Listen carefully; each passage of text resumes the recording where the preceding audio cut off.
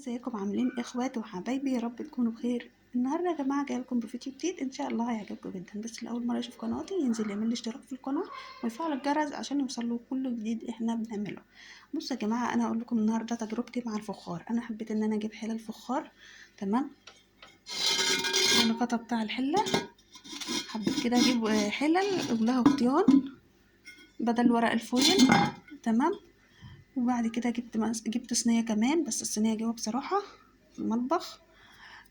فانا حبيت اقول لكم تجربتي معاه. بصراحه ناس كتير قالت لي هات الفخار واعملي فيه الاكل ومش عارفه ايه، وهيطلع الاكل طعمه جميل جدا ونفسه بيبقى حلو جدا.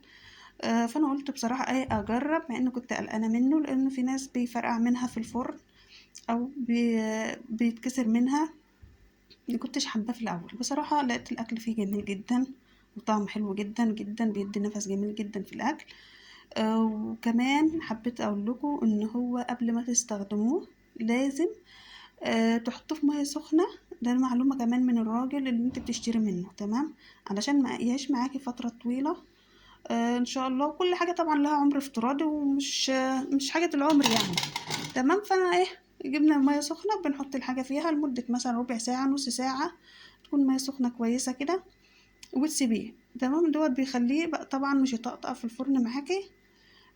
وهيعيش معاك ان شاء الله فترة طويلة. فانا حبيت كمان اجيب حلتين من دول، والحلة التانية هي.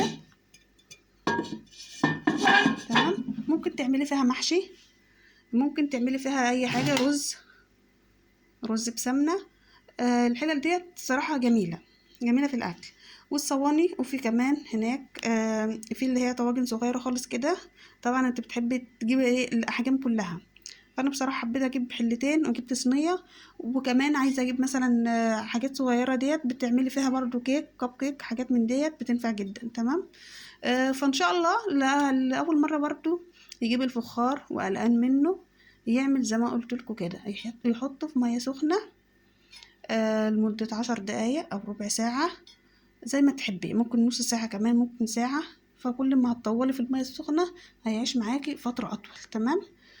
فانا بصراحه جبت كده وغسلتهم بميه سخنه اول حاجه وسبتهم.